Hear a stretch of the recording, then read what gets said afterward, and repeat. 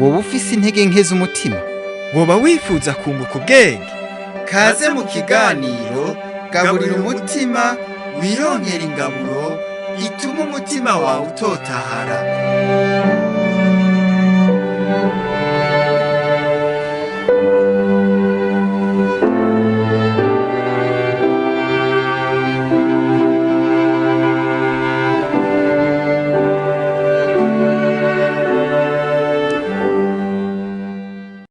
Matayo ikigabane ca 24.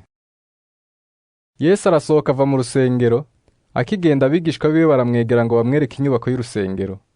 Arababwira ati: Ntimubona ivyo vyose? Ndababwira ukuri, aha ntihazosigazwa ibuye rigeretse kurindi ridasamburiwe hasi. Yicaye ku musozi wa Elayono, abigishwa biwe baramwegera bihereranye, baramubaza bati: Tubwire, ivyo bizobaho ryari? Kandi ikimenyetso kizoba ikihe c'ukuza kwawe n'ic'umuhero w'isi? Yesu arabishura ati: Mwirinde ntihagire uwubazimiza, kuko benshi bazoza mu izina ryanje bati, ni jewe Kristo, kandi bazozimiza benshi. Muzokumva intambara n'impuha z'intambara, mwirinde ntimugahagarike imitima, kuko bitazobura kubaho, ariko umuhero uzoba utaraza.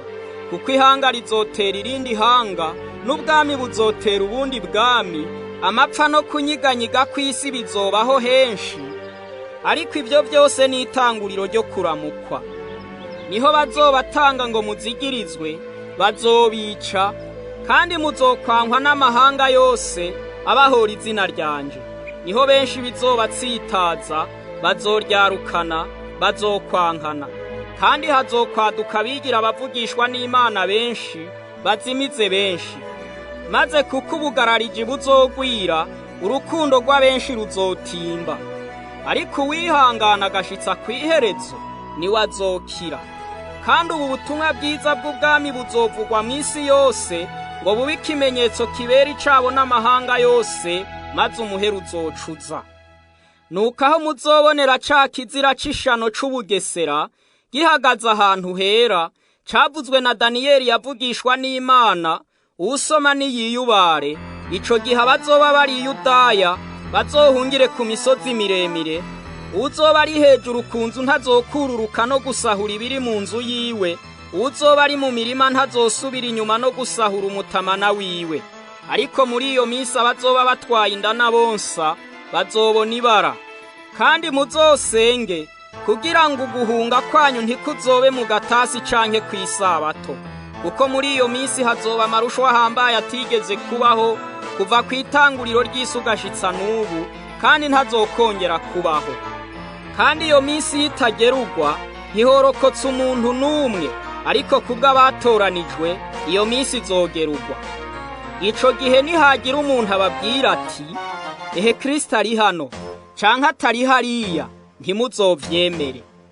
Kuko hazokwaduka bigira Kristo n'abigira abavugishwa n'Imana, bagakora ibimenyetso bihambaye n'ibitangaza, kugira ngo bazimize n'abatoranijwe n'ivyashoboka. Naba ndabibabwiye bitaraba. Nuko nibababwira bati, ehari mu bugaragwa, ntimuzojeyo, canke ngo ari haruguru mu mpete, ntimuzovyemere. Nk'uko umuravyi urabiriza mu buseruko ukabonekera iyo rirengera, niko kuza k'Umwana w'umuntu kuzomera.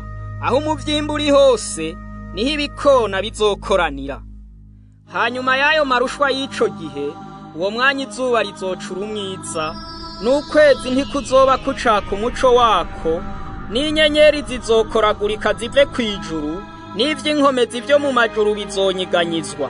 Uni ikimenyetso c'Umwana w'umuntu kizobonekera kw'ijuru, niho amoko yose yo mw'isi azoboroga, bazobona Umwana w'umuntu aje mu bicu vyo kw'ijuru, ari n'ububasha n'ubwiza bwinshi.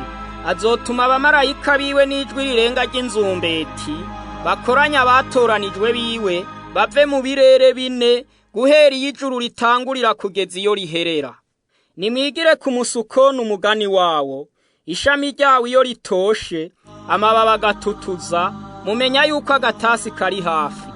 Nuko namwe nimwabona ivyo byose bishitse, muzomenye ko ari hafi ku rugi. Nababwira ukuri, abiki gihe ntibazorangira ivyo byose bitarashika.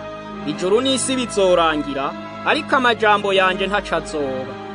Ariko uwo munsi canke iyo saha nta ubizi, niyo boba abamarayika bo mw'ijuru canke umwana w'Imana atari data gusa. Kandi uko vyari biri mu minsi ya Nowa, niko bizoba mu kuza k'Umwana w'umuntu. Kuko ariko bari bameze mu minsi umwuzure utari bwatere. Bararya, baranywa, bararongora, barashingira, bageza kuri wa munsi Nowa yinjiye muri bwa bwato.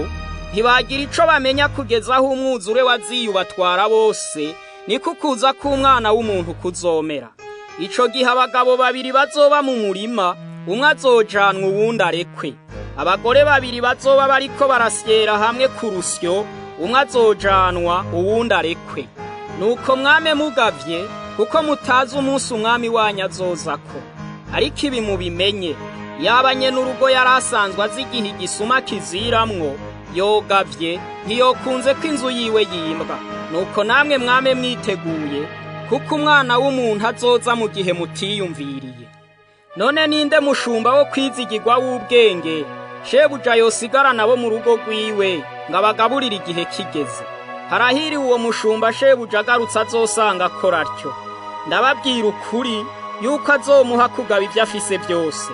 Ariko umushumba mubi niyibwira mu mutima wiwe ati, databuja aracatevye, maze agatangura gukubita abashumba bakorana no gusangira n'ababoregwa, shebuja w'uwo mushumba azoza ku munsi atamwiteze, no mu gihe atazi azomuta hanze, amusangiza umugabane wiwe n'indyarya, niho hazobamarira no kuryanya isya z'amenyo.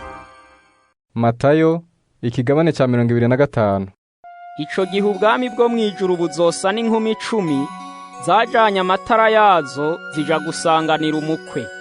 5 muri bo bari bijuju, bandi 5 bari abanyabwenge. Kuko vya bijuju mu kujana amatara yavyo bitajananye n'amavuta, ariko abanyabwenge bo bajananye n'amavuta mu macupa yabo hamwe n'amatara yabo.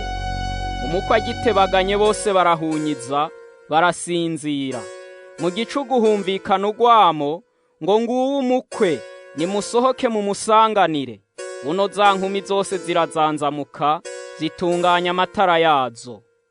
Vya bijuju bibwira abanyabwenge biti, nimuduhe se ku mavuta yanyu, kuko amatara yacu ariko arazima. Ariko abanyabwenge barabishura bati, kumbure ntiyodukwira twese, ivyiza nimuje kubadandaza mwigurire. Bakigiye kugura umukwe arashika, abiteguye binjirana nawe mu bukwe, umwango urugarwa. Mu nyuma za nkumi zindi nazo ziraza ziti, mupfasoni mupfasoni, nutwugururire. Nawe arabishura ati, ndababwira ukuri, sindabazi. Nuko mwame mugavye kuko mutazi umunsi canke isaha. Bizoba nk'ivyo umuntu agira agende mu mahanga, ahamagara abantu biwe, abasigarana ivyo atunze. Umwe amuha italanto 5, uwundi 2, uwundi 1, uko umuntu wese ashobora aja mu mahanga. Uwo mwanya wahawe italanto 5 aragenda arazicuruza, yungukamwe izindi talanto 5. N'uwazibira bigenza atyo, yungukamwe izindi 2. Ariko uwahawe imwe arigira, yemba mu kuzimu, ahisha amahera ya shebuja.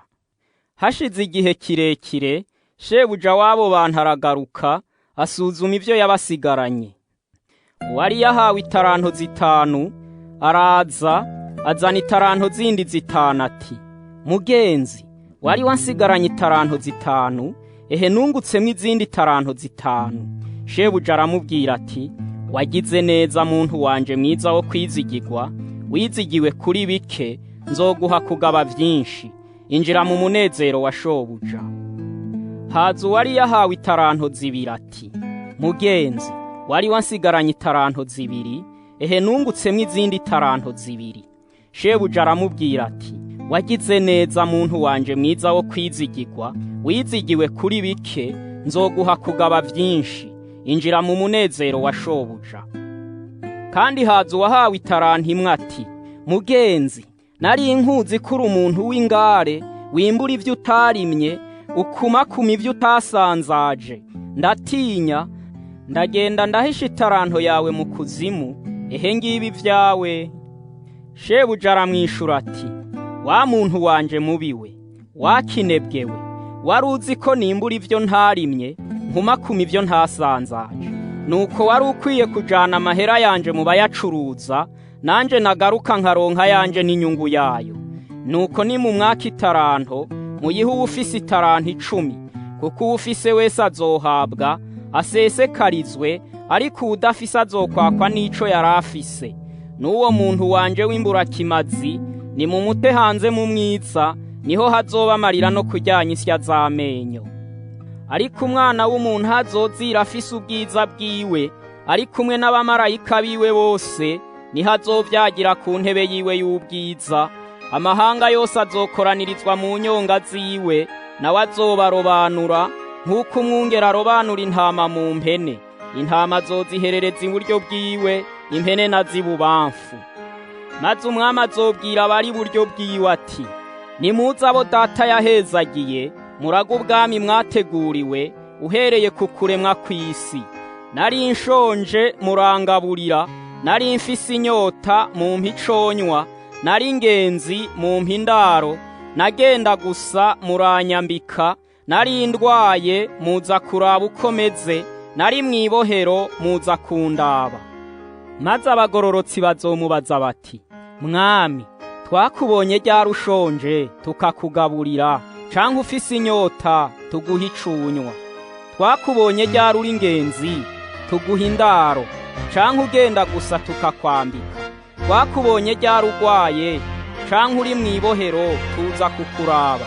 Umwami nawe azobishura ati, nababwira ukuri ko mwabigiriye umwe muri aba bavukanyi banje bari hanyuma y'abandi, ni jewe mwabigiriye. Maze azobwira n'abari bubamfu ati, nimumve iruhande mwabivume mwe, muje mu muriro utazima wateguriwe wamugararije n'abamarayika biwe. Nari nshonje ntimwangaburira, nari mfise inyota ntimwampa iconywa, nari ingenzi ntimwampa indaro, nagenda gusa ntimwanyambika, nari ndwaye, nari mwibohero ntimwaza kundaba. Maze nabo bazomwishura bati, mwami, twakubonye ryari ushonje, ufise inyota, uri ingenzi, ugenda gusa, urwaye canke uri mwibohero, ntitwagira ico tugukorera? Maze azobishura ati, ndababwira ukuri ko mutabigiriye umwe muri aba bari hanyuma y'abandi, nanje ntimwabingiriye. Abo bazoja mu gihano kidashira, ariko abagororotsi bazoja mu bugingo budashira. Nimenyereze kwigisha Imana mu marusha yanyu yose. Nimenyereze kwigisha Imana mu marusha yanyu yose. Umuntu niyageragezwa arasha Imana icubahiro. Umuntu niyageragezwa arasha Imana icubahiro. Kuko atawugerageza Imana itabizi. Kuko atawugerageza Imana itabizi.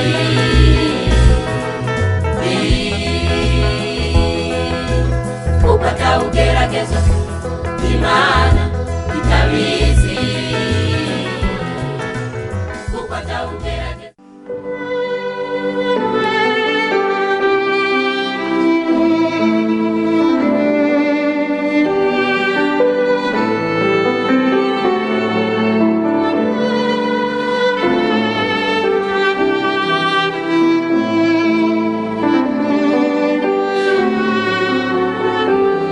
Mukunzi wahisemo kubana natwe muri iki kiganiro Gaburira Umutima, turagushimiye.